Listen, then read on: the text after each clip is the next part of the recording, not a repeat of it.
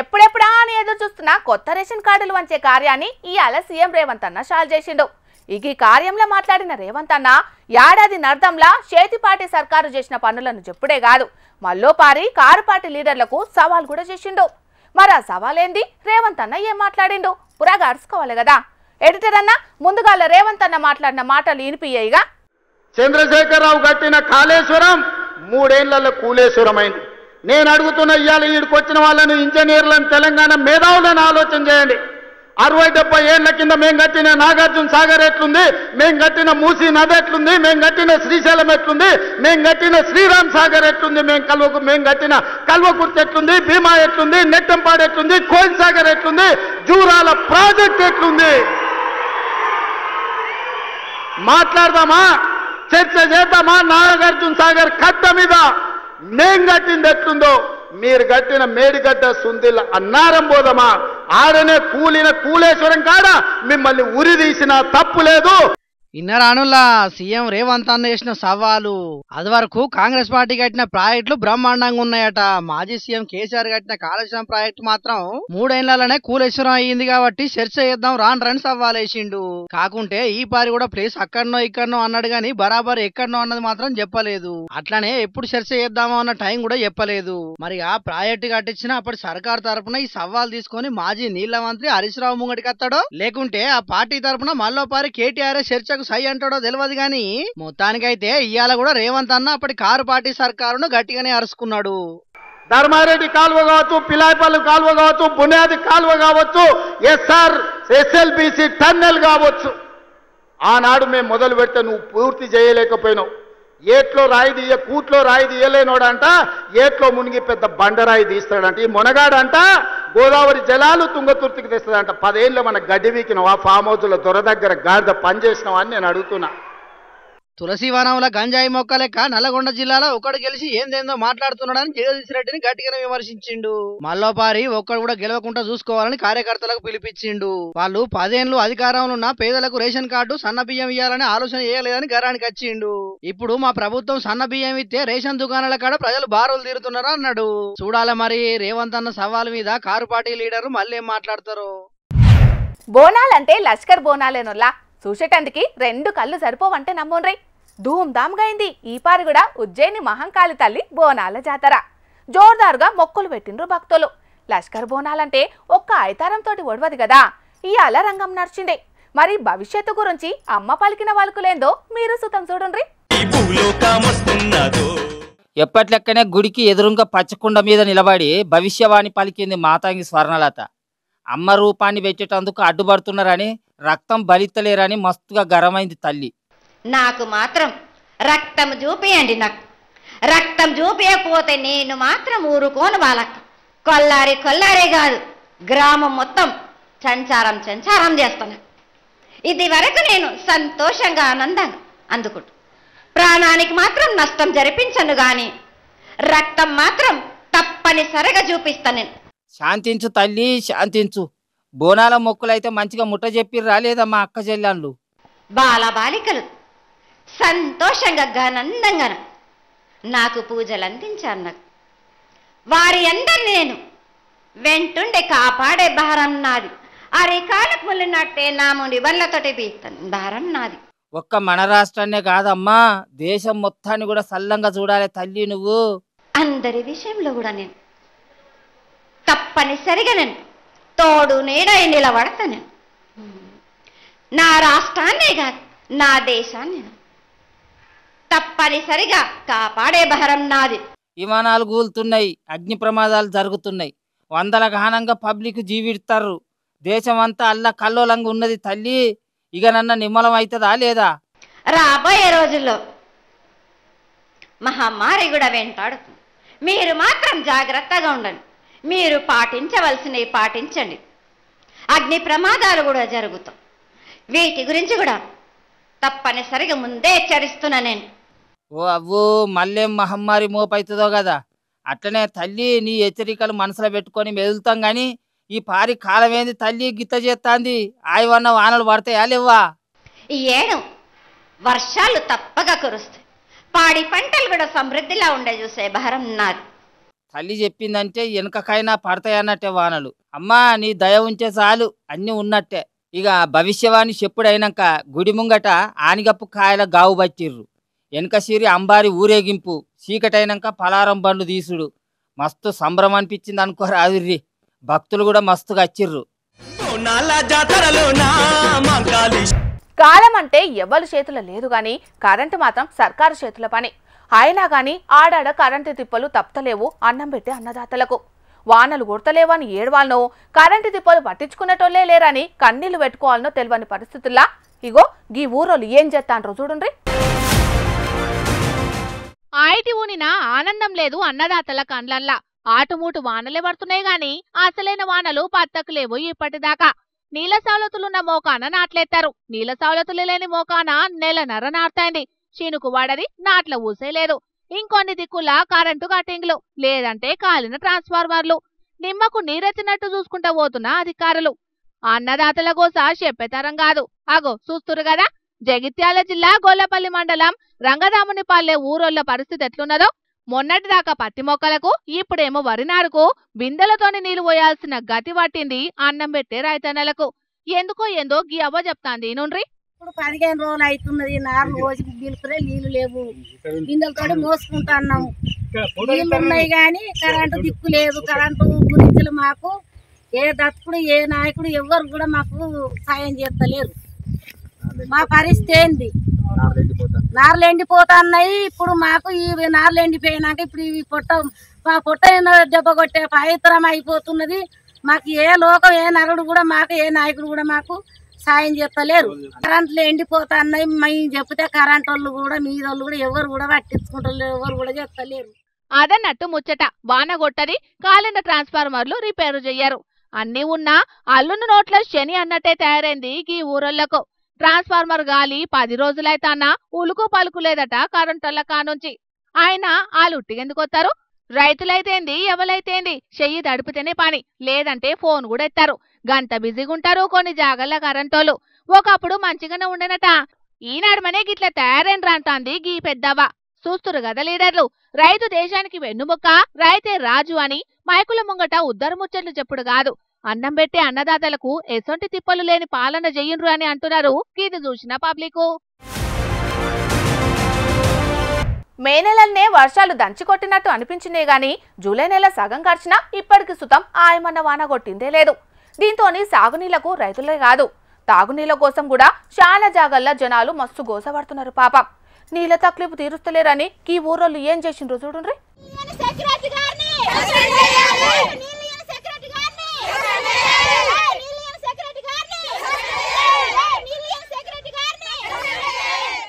పాపం గివీళ్లకు 3 నెలల సంధి తాగునీళ్లకు మస్తు గోసైతున్నదట.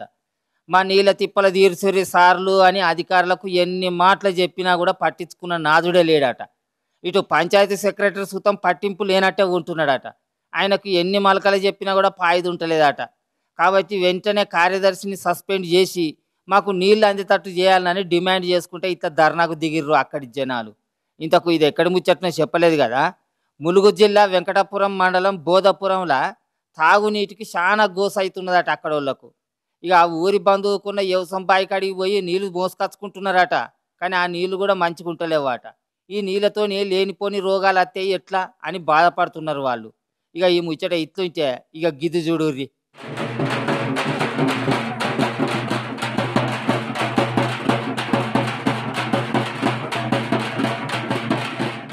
వానకాలం చాలై నెల రోజులు దాటినా కూడా ఇప్పటికి సుతం గట్టి వాన ఒక్కడి సుతం పడకపోయే వరకు రైతులు మస్తు బుగులు పడుతున్నారు. గిట్లయితే నాట్లెట్లా చేసుడు, అసలు వ్యవసాయం ఎట్లా చేసుడు అని రంది పడుతున్నారట రైతులు. ఇప్పటికే చాలా ఊళ్ళల్లో తీరు పూజలు సుతం చేస్తున్నారు వర్షాల కోసానికి. ఇక ఇవాళ కరీంనగర్ జిల్లా వీణవంక మండల కేంద్రంలో వర్షాలు బ్రహ్మాండంగా పడి పంటలు కూడా మంచిగా పండాలని అక్కడ కప్పతల్లి ఆట ఆడిర్రు. ఈ కప్పతల్లి ఆటతోనైనా వానదేవుడు కరుణించి వర్షాలు సరిపోయినన్ని పడేటట్టు చూడాలని అంటున్నారు. ఇక్కడ ఒక్క కాన్నే కాదు, ఇప్పుడు అంతటా గిదే పరిస్థితి ఉన్నది. వానల కోసం మొక్కని దేవుళ్ళు లేడు, చెయ్యని పూజలు లేవు అన్నట్టే ఉన్నది చాలా జాగల్లా.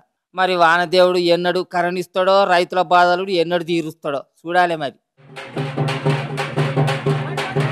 అల్కగా పైసలు సంపాదించనీకే ఆన్లైన్లో బెట్టింగ్లు పెడుతుంటారు కొందరు. ఇగో కొందరేమో గంజాయి స్మగ్లింగ్, డ్రగ్స్ సప్లై కూడా చేస్తుంటారు. ఇక ఇంకొందరైతే బ్యాంకులు, పెద్ద పెద్ద ఇండ్లను టార్గెట్ చేసి మస్తుగా చోరీలు చేస్తుంటారు. కానీ భద్రాద్రి కొత్తగూడెం జిల్లాలో ఉన్న గీలు చూడుండ్రి ఏం చేసిండ్రో.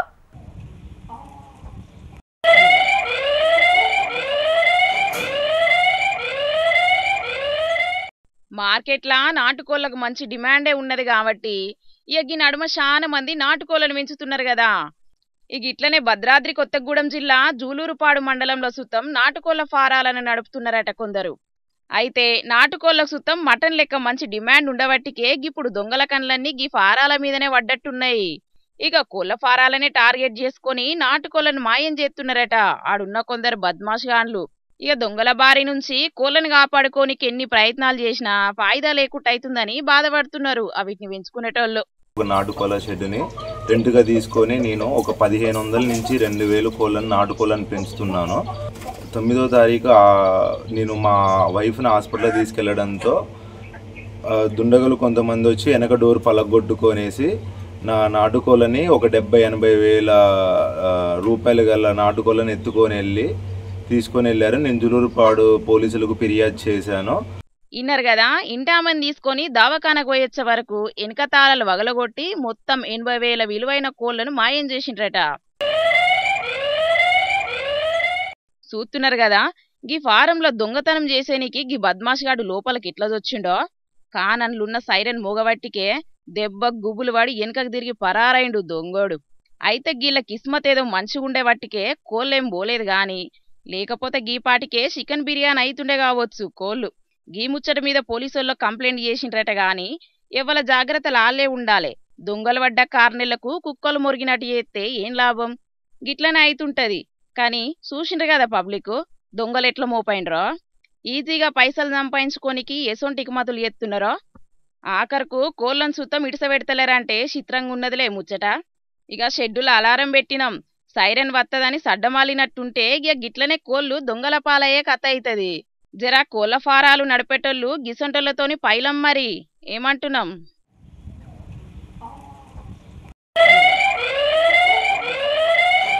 పబ్లిక్ ఇప్పుడు మా రాముల తాత వచ్చే యాల కదా, మరి పెద్ద మనిషి ఏ మిగురం ముంగటేసుకున్నాడు అరుచుకుందాం పాండ్రి.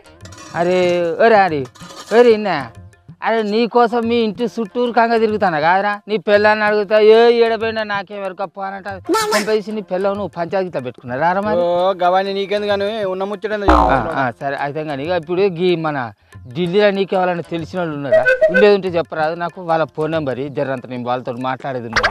ఈయనకి చుట్టుముట్టున్న పట్టణాల మనుషులతోని పనులు అయిపోయినాయి కానీ ఇక ఢిల్లీలో మనుషులతోని ముచ్చట్లు పెడతాడా? ఆయన ఢిల్లీలో ఉండేటోళ్ళతోని నీకేం పని ముసలోడా? అరే అది కాదురా, ఊళ్ళో పెద్ద పెద్ద మాటలు మాట్లాడుతూ ఉంటావు, పెద్ద పెద్ద బిల్డప్లు వేస్తా ఉంటావు, ఏతులు బాగా కొడతా ఉంటావు. ఇంకా ఢిల్లీలో తెలిసిన వాళ్ళు ఎవరు లేరా నీకు? ఎవరైనా ఉంటే నాకు చెప్పురా ఫోన్ నెంబర్, నేను మాట్లాడేది ఉన్నది. అక్కడ వాళ్ళతో నాకేం అవసరం? గోళ నెంబర్ నాకడ ఎందుకుంటాను?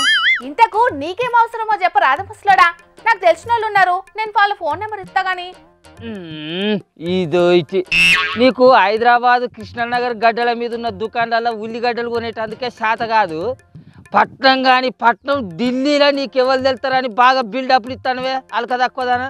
అప్పుడే నువ్వు ఆ రాసిచ్చిన వార్తలు చక్కగా చదువు, నీతో నేను అటెంక మాట్లాడతా. కానీ ఏ అలక తక్కువడా ఇంకా ఢిల్లీలో ఎవరిదన్నా ఫోన్ నెంబర్ నుంచి రానంచడం బాగా ఏతులు కొడతాను మీరు. ఇయే నాకు గాడే ఉన్నా నువ్వు నాయమడి పడతాను పని చేసుకోవాలి. నువ్వు ఇంచుకో అయినా గా ఢిల్లీలో నెంబర్లతో నీకేం పని అసలు? అరే అది కాదురా, గా మన జగ్గారెడ్డి సారు వాళ్ళ బిడ్డ పెళ్ళి ఉన్నదని రాహుల్ గాంధీ సార్ను పిలిచేటందుకు పోయి సుపరాకిద్దామని పోతే రాహుల్ గాంధీ సారు జగ్గారెడ్డి సారు వాళ్ళ ఇంటోళ్ళు అందరినీ ఇంతకు పిలుచుకొని సుపరాక తీసుకొని వాళ్ళతోటి కలిసి ఫోటోలకు పోజులు ఇచ్చిండు. అదే మన ముఖ్యమంత్రి రేవంత్ సారు 47 సార్లు ఢిల్లీకి పోయిండు మన రాష్ట్ర ప్రయోజనాలు ముచ్చట్లు చెప్పుదామని రాహుల్ గాంధీ సారు. మళ్ళీ 48 సార్లు కూడా పోదామని చూస్తాడట సారు. ఇప్పటి వరకు ఒక్కసారన్నా రాహుల్ గాంధీ సార్ అపాయింట్మెంట్ ఇయ్యడారా మన ముఖ్యమంత్రి రేవంత్ సార్కు? ఇదేనారా పద్ధతి? ఇదేనా తరీకా రాహుల్ గాంధీ సార్ది? నువ్వే చెప్పు. అయితే దానికి ఢిల్లీలో ఉన్న మనోళ్ళకి ఫోన్ చేసి ఏం చేస్తావు చెప్పు ముసలోడా? ఏం చేసుడేమున్నది, ఢిల్లీకి పోయిన ప్రతిసారి మన రేవంత్ సార్కు రాహుల్ గాంధీ సారు అపాయింట్మెంట్ ఎందుకు ఇస్తలేడు? అసలు వాళ్ళిద్దరి నడువు ఉన్న పంచాయతీ ఏంటిది?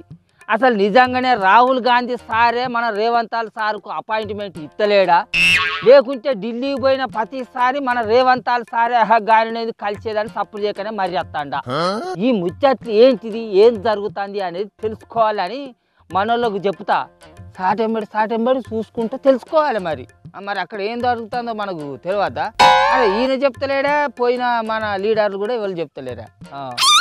ఏమోనే, నువ్వన్నట్టు ఆ ముచ్చట అక్కడి జనాలు చెప్తేనే అడకైతుంది మరి.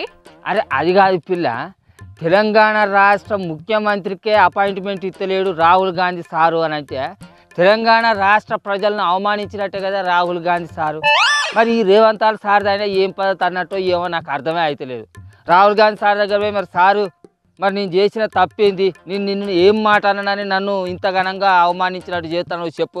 అరే సుపరాగా పట్టుకొని వచ్చిన మనిషినేమో ఇంతకు పిలుచుకొని ఫోటోలు దిగుతావు, ఒక రాష్ట్ర ముఖ్యమంత్రిని అయినా నన్ను కనీసం గల్మ కూడా దాటనిత్తలేవు, ఏందన్నట్టు చెప్పు, నీ కీడ నొప్పి లేచింది చెప్పు అని నిలదీసి అడిగితే అవుతుంది కావచ్చు మరి సార్ అయినా. అరే మన ముఖ్యమంత్రి రేవంత్ సారు అట్లా అడుగుతలేడని ఎందుకు అనుకుంటున్నావే? వాళ్ళతోని వీళ్ళతోని అడిగిపిస్తున్నాడు కావచ్చు, కానీ ఎందుకో రాహుల్ గాంధీ సార్కు మన ముఖ్యమంత్రి సార్ను కలుసుడు ఇష్టం లేనట్టున్నది. ఎవరేం చేస్తారు చెప్పు? అట్లా అని ఎవరికి వాళ్ళు అనుకుంటే అయిపోతుంది. ఇక ఇదేనా పద్ధతి? అరే ఒక రాష్ట్ర ముఖ్యమంత్రి 48 సార్లు ఢిల్లీకి పోయిన రాహుల్ గాంధీ సార్ అపాయింట్మెంట్ ఇస్తలేడు అని జనాలు నలుగురు 4 తీరులో ఎవరు ఎట్లా మాట్లాడుకుంటారో ఎరికేనా? వినలేక మా చెవులు పోతానాయి. ఒక పార్టీ కార్యకర్తలం అయినందుకు ఇజ్జత్కి మేమే చెవులు మూసుకుంటారో వచ్చిన మాకే ఇజ్జత్ అనిపిస్తుంది. అవును, నువ్వన్నట్టు మనకాడి జనాలు ఎవ్వరికి దోచింది వాళ్ళు మాట్లాడుకుంటున్నారే. మాట్లాడుకోరా మరి. అయినా రాహుల్ గాంధీ సారు అపాయింట్మెంట్ ఇవ్వలేనంత తప్పు మన రేవంత్ సారు ఏం చేసి ఉంటాడంట ఒప్పిల్ల. అయినా మరి ఈ రేవంత్ సారు ఢిల్లీకి పోయిన ప్రతిసారి నన్ను రాహుల్ గాంధీ సార్కు ఎత్తనైనా చేసి కలిపిర్రి అని ఎవరి పైరోగు పడతాడో ఏం కథనో మరి. ఎవరి పైరోగు ఉంటుంది, బోకరని పైరోగు పడతాను కావచ్చు. అది కదా కూడా. నేను ఎక్కడ బోకర్ పనులు చేసినరా, నేను ఎక్కడ బోకర్ పనులు చేసినా చూయిస్తురా అంటే కదులుతలేవేంద్రా? ఓ మీ పంచాయతీ పాతర పెట్ట. రేవంత్ సార్కు రాహుల్ గాంధీ సార్కు నడుమ పంచాయతీకి మీరెందుకు పంచాయతీ కొలుసుకుంటున్నారే? ఆగుండ్రి. అరే వీడొక ఆర్డు నెంబర్ పిల్ల, వీనికి అసలు ఊళ్ళో సర్పంచ గల్మ దాటనీయడం అంటున్నావు. అసలు వీడు నన్ను మాట అనే అంత మొగోడైండు. నువ్వు అంత పెద్ద మొగోడు అనుకుంటున్నావా? నేను ఒక ఆర్డు నెంబర్నే కదా. నేను మన ఎమ్మెల్యే సార్ దగ్గరికి పోగానే నన్ను చూడంగానే రావయ్య రాములని నా కోసం సపరేట్గా కుర్చీ వేయిస్తాడు. అది నా పతారా అంటే. రోడ్ల మీద కుక్క కదా మొరిగినట్టు మొరగంగానే మందిలో మొత్తుకోగానే పెద్ద మొగోడు అనుకుంటున్నావా? అట్లయితే పతారత్తది అనుకుంటున్నావా? మన పతారు ఏడిది, మన పద్ధతి ఏడిది అనేది మనం ఉండే విధానాన్ని బట్టి వస్తుంది. అల్కదా కూడా కుక్క కదా మొరిగినట్టు మొరుగుడు కాదు. జనాలు ఓటుతో గెలిచిన నేను ఎట్లా పడితే అట్లా మాట్లాడితే నడుతుంది అని అంటే నడవది. పెద్దోళ్ళు మన విధానాలను బట్టి మన పద్ధతులను బట్టి మనకు అపాయింట్మెంట్లు ఇస్తారా, అప్పుడే మన విలువేందో తెలుస్తుంది రా జనాలల్లా. ఏమో బోకరాడు అంటాడు ఎదురా నన్ను. ఓ తాత, ఎప్పుడు పంచాదే నానే అన్నతోని సప్పుడు చేయక ఊకోవే. ఆ అన్న ఎట్లనో చూస్తాడు, కొట్టినా కొడతాడు కావచ్చు. ఏ వీడా నన్ను అడ కొడతావారా? కొట్టరా చూద్దాం. కొడతావని అంటాను కదరా. అది నువ్వు బాగా అంత పెద్ద మొగను వారా? నువ్వు కొట్టరా నన్ను? తక్కువ ఢిల్లీలోకి పోయి మన రేవంత్ సార్ను మన రాహుల్ గాంధీ సార్ను కలిపే తెలివి లేదు. కానీ ఈ ఊళ్ళో తువ్వల మీద కుక్క కదా మొరిగినట్టు మొరుగుడా కూడా మందిరా వాళ్ళు కదా కూడా. నీతోటి ఏం కాదు చూస్తాను మీదరా బాగా. ముసలి నా జాగ్రత్త చదువుతానేదో నువ్వెంత మంచిగా నువ్వు కలుపురా మరి. కలుపుతా? అరే నేను కలిపే చూపిస్తారా? మీ లెక్క కాదు. నేను నా పవర్ ఏందనేది నాకు ఎరికే. మా ముసలోని పంచాయతీలు ఎప్పటికీ ఉండేటియే గాని ఆయన ఇప్పుడు చాలా మందికి సుతం గిదే డౌట్ అనుమానం కొడుతున్నది. కట్టప్ప బాహుబలిని ఎందుకు వర్షిండు అనేది పెద్ద ప్రశ్న ఎట్లయిందో ఇప్పుడు సీఎం రేవంత్ అన్నను కూడా రాహుల్ గాంధీ ఎందుకు కలుస్తలేడు అనేది కూడా పెద్ద చర్చనే అవుతున్నది. ఇంకో 2 మల్కలు పోతే రేవంత్ అన్న 50 మాటలు ఢిల్లీకి పోయినట్టు అవుతుంది కాబట్టి అప్పుడు భారీ ఎత్తున కలుస్తాడు కావచ్చు. మరి చూడాలిగా. ఫోటో వీడియో అప్పుడే దిశ తాగిన మత్తుల పోరగాళ్ళు చూసిన రానోళ్ళ రోడ్ల మీద ఎట్లా హల్చల్ చేస్తున్నారో. ముందుగాలున్నోడు బండి నడుపుకుంటా పోతుంటే ఎనుకున్నోడేమో చేతులతోని అద్దాలను కొడుతున్నాడు. కారును ఆపాలని వార్నింగ్ ఇచ్చుకుంటా గీడైతే బగ్గనే రెచ్చిపోతున్నాడు కదా. అయితే అసలు ముచ్చటేందంటే ఉప్పల్ రింగ్ రోడ్డు కాడ ట్రాఫిక్ జామ్ అయిందని క్యాబ్ డ్రైవర్ హారన్ కొట్టిండంట. గంతే. గప్పటికే పుట్టుగా దాగున్న గీలు హారన్ కొట్టినందుకు క్యాబ్ డ్రైవర్ తోని లొల్లి పెట్టుకున్నారట. గంతే కాదు, కారు డోరు తీసి అందులున్నోళ్ళిద్దరి మీద దాడి చేసే ప్రయత్నం చేసిండ్రట. ఈ అవ్వ అసలుకే పోరగాండ్లు బగ్గా దాగున్నారు. కాలరనేమో ప్యాసింజర్లున్నారు. ఇప్పుడు గీలతోని లొల్లి పెట్టుకుంటే లేని పరేషాన్ మోపేటట్టున్నదని తప్పుడు చేయకుండా పోదామని డ్రైవర్ కారును తీసి ఆడికెంచి పోతుంటే మీదికెంచి ఆళ్లను బూతులు దిట్టుకుంటా బగ్గనే రెచ్చిపోయిందట. గంతేకాదు కారుని ఫాలో చేసుకుంటా ఆపాలనల్ని అద్దాలను కొట్టుకుంటా బగ్గనే హల్చల్ చేసిండ్రు గిట్లా. ఇదంతా అందున్నోళ్ళు వీడియోలు తీసి పోలీసులకు కంప్లైంట్ చేసే వరకు కేసు బుకింగ్ చేసుకుని ఎంక్వైరీ చేస్తున్నారట పోలీసులు. వీడియోలు సోషల్ మీడియాలో వైరల్ అయ్యే వరకు గిసొంటి పోకిరి పోరగాళ్లను స్టేషన్లకు పట్టుకుపోయి కోదండం మెక్కించి కింద ముళ్ళ కంప పెట్టాలి. గప్పుడే ఇంకో మల్క గిసొంటి పనులు చేయకుండా సక్కగైతారని గరమైతున్నారు గీ ముచ్చట ఎరికైనా పబ్లిక్ కొందరు. కానీ సూషిన్ రానోల్లా యూత్ పిల్లగాండ్లు ఎట్లా తయారైతున్నారో తాగుడుకు బానిసలై బంగారం అసొంటి భవిష్యత్తును ఖరాబ్ చేసుకుంటున్నారు చాలా మంది. ఇప్పటికైనా తల్లిదండ్రులు పిల్లలు ఎటుపోతున్నారు ఏం చేస్తున్నారనే దాని మీద జర నజరేసి వాళ్ళు తప్పుదారి పట్టకుండా చూసుకోవాలి. అటెంకా ఎంత బాధపడ్డా ఏం ఫాయిదా ఉంటది? ఏమంటున్నాం, సరేనా?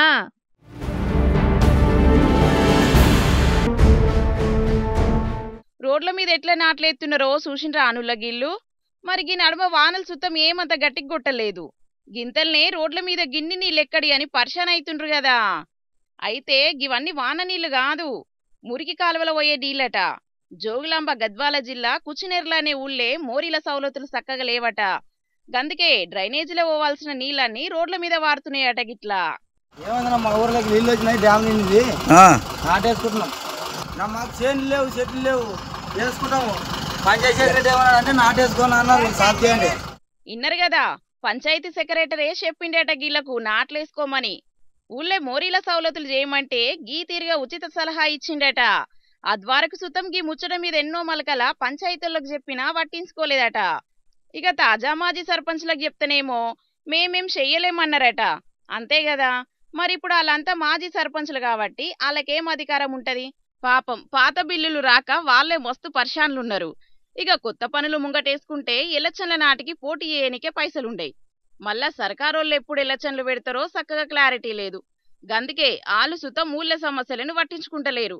ఇక పంచాయతీ సెక్రటరీకి చెప్తేనేమో ఎవ్వలింటి ముంగట వాళ్లే మొరం పోసుకొని సాఫ్ చేసుకొని రన్నాడట. గందుకే గీ తీరుగా డ్రైనేజీ నీళ్ళల్లా వరి నాట్లేసుకుంటా నిరసన చేసిండ్రన్నట్టు ఆడున్న పబ్లిక్ అందరూ. చూసిండ్రానుల్లా గ్రామ పంచాయతీ ఆఫీసర్లు ఎట్లా తయారైనరో. ఊళ్ళ సమస్యలు తీర్చాలని పబ్లిక్ అడిగితే ఎవలిండ్ల ముంగట వాళ్లే సాఫ్ చేసుకోవాలని ఉచిత సలహాలు ఇస్తున్నారట. అసొంటప్పుడు ట్యాక్సీల పేరు మీద పబ్లిక్ తన పనులెందుకు వసూలు చేస్తున్నట్టని మస్తుగా గరమైతున్నారట చాలా మంది అక్కడి పబ్లిక్. ఇక తెచ్చిన వార్తలన్నీ అయిపోయినాయి. ఇవుల్లా ఇయాల్టి జోర్దార్ వార్తలు. మళ్ళొచ్చే జోర్దార్లా మళ్ళా కలుద్దాం. అప్పటిదాకా చూస్తూనే ఉండుండ్రి హెచ్ఎం టీవీ. అట్లనే ఇంకిన్ని మంచి మంచి వార్తల కోసం హెచ్ఎం టీవీ యూట్యూబ్ ఛానల్ని సబ్స్క్రైబ్ చేసుకోండి. ఈసొంటి ముచ్చట్లు ఆడ మస్తుగుంటాయి. అన్ని ముచ్చట్లు మీ దాకా చేరాలంటే తప్పకుండా గంట కొట్టుండ్రి, లైక్ చేయండి, ఈ ముచ్చటను మీ దోస్తులకి షేర్ చేయండి. ఏమంటున్నాం, సరే మరి, టాటా.